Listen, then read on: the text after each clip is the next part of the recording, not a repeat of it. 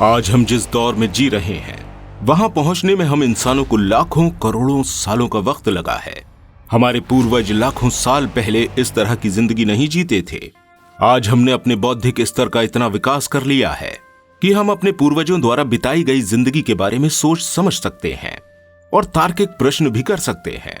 आज से लाखों सालों पहले जब इंसान धरती पर पैदा हुए तब उन्होंने सबसे पहले अपने पेट की भूख को शांत करने के लिए शिकार करना सीखा। शिकार के जरिए वो खुद अपना और अपने परिवार का पेट भरते थे। आज से लगभग 400 साल पहले तक हमारी सोच के दायरे केवल यहीं तक सीमित थे कि आखिर हम इस दुनिया में किस रूप में धरती पर आए। इस सवाल के जवाब में हमारे वैज्ञानिकों ने अब तक कई इफेक्टिव थ्योरीज दी हैं जो पूरी तरह से अब तक पाए गए जीवाश्मों के आधार पर बनाई गई हैं। लेकिन आज हम अपने पूर्वजों के विकास के समय में आए एक बड़े परिवर्तन के बारे में आपसे चर्चा करने वाले हैं। वह परिवर्तन जिसने हमारे समाज को ही 2 वर्गों में विभाजित कर दिया था और ये परिवर्तित समाज आज भी हमें देखने को मिल जाता है। उस समय हमारे पूर्वज 2 शाखाओं में विभाजित हो चुके थे, एक शाकाहारी और दूसरा मांसाहारी।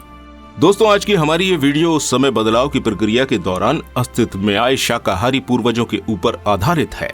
इस वीडियो में हम आज आपको बताएंगे कि किन परिस्थितियों से मजबूर होने के बाद हमारे मांसाहारी पूर्वजों ने खुद को कन्वर्ट करके शाकाहारी बनाया।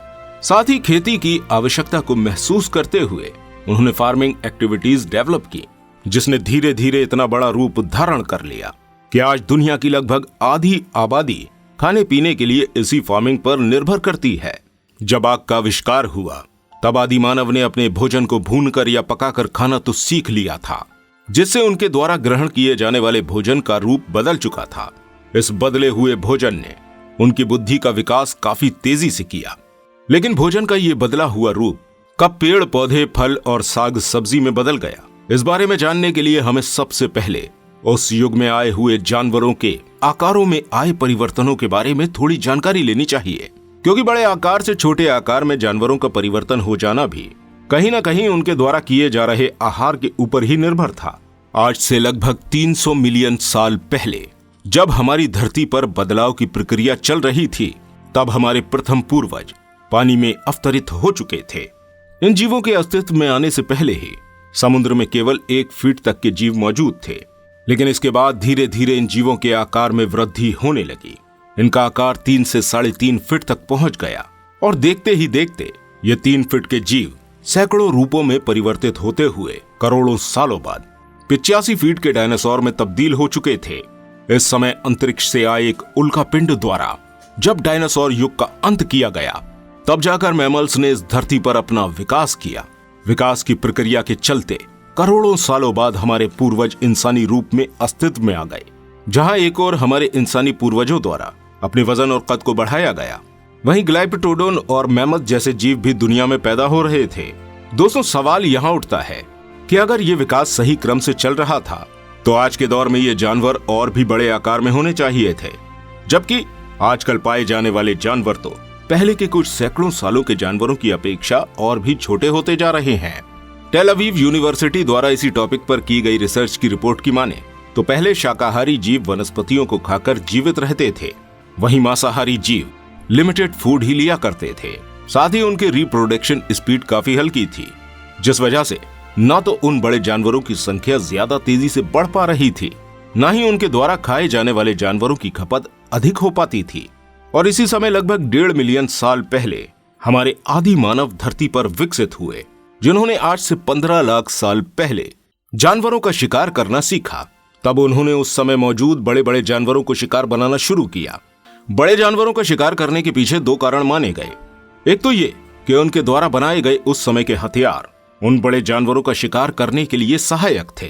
वहीं दूसरा कारण था कि बार बार छोटे जानवरों का शिकार करने से बेहतर है उन्हें एक बार में ही बड़े जानवर का शिकार हाथ लग जाए, क्योंकि वो खुद और उनका परिवार उस बड़े जानवर से कई वक्त का खाना खा सकते थे। इससे उनका समय और एनर्जी दोनों ही बचते थे, जिन्हें वो और नए कामों में सीखने में लगाते थे। इसके साथ ही इंसानों द्वारा अपनी रिप्रोडक्टिविटी को उस समय मौजूदा जानवरों के मुकाबले ज्यादा अधिक मात्रा में रखा गया, जिस वजह से इस दुनिया में हम इंसानों की तादाद लगातार बढ़ने लगी। इस बढ़ती हुई जनसंख्या को खाने के लिए अधिक मात्रा में अपना भोजन भी चाहिए होता था, इसकी वजह से शिकार होने वाले जानवरों की मात्रा में बढ़ोतरी होती गई। तेजी से मरने वाले जानवरों की रिप्रोडक्टिविटी वैसे ही कम थी। ऊपर से मनुष्य प्रजाति की बढ़ती जनसंख्या ने कई ऐसे जानवर विलुप्त कर दिए जिनके केवल आज हम नाम ही सुन पाते हैं। यही वजह है कि जीव विज्ञान में अधिकतर विशालकाय जीवों के विलुप्त होने का समय ही लगभग 1.5 मिलियन साल पहले का ही बताया जाता है।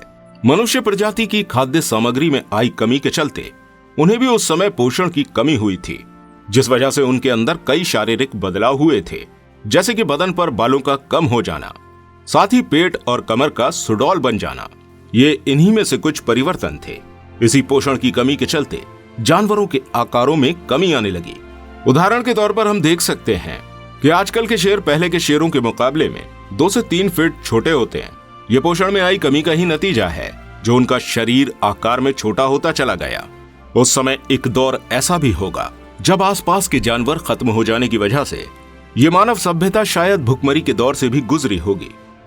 ये सोचने के बाद कि अब उनका जीवन यापन केवल जानवरों के मांस पर निर्भर नहीं रह सकता, उनके द्वारा प्राकृतिक वनस्पतियों की ओर अपना रुख किया गया, जिससे उन्होंने अपना पेट भरना शुरू किया। ये बात तो आप अच्छी तरह जानते होंगे कि आवश्यकता ही आविष्कार की जननी है। उस समय की मानव सभ्यता की आवश्यकता ने ही उन्हें फार्मिंग जैसी नई चीज खोजने को प्रेरित किया। हमारे पूर्वजों के पास जब भोजन की कमी आ गई तो उन्होंने अपने भोजन के नए स्रोत को खोज लिया। इसमें पहले तो उन्होंने वहां मौजूद फल, सब्जियों और शाखों को अपना भोजन बनाया। इसके बाद उन्होंने इस खाने को अपना रेगुलर फूड सोर्स बनाने के लिए खेतीबाड़ी के काम को जल्द ही सीख लिया। अधिकतर मानव सभ्यता उस समय इस खेती की ओर आकर्षित हुई थी और इस खेती ने बहुत ही जल्दी दुनिया के सभी कोनों में अपनी पहुंच बना ली थी। इस खेती को सरल बनाने के लिए वो मनुष्य जाति उस समय जानवरों के एक और उपयोग से वाकिफ हुई, और वो था खेती में उन मवेशी जानवरों का प्रयोग करना, जिनके प्रयोग से खेती जैसे कार्य काफी सरल हो गए थे। इस समय मानव सभ्यता द्वारा कुत्तों और गायों का इस्तेमाल इस खेती के कार्य में किया गया था, जिससे उन्होंने अपनी खेती के काम को काफी सरल होते हुए महसूस किया। अपने इन कामों को व्यवहार मिलते हुए उस समय की मनुष्य सभ्यता 2 भागों में विभाजित होने लगी थी।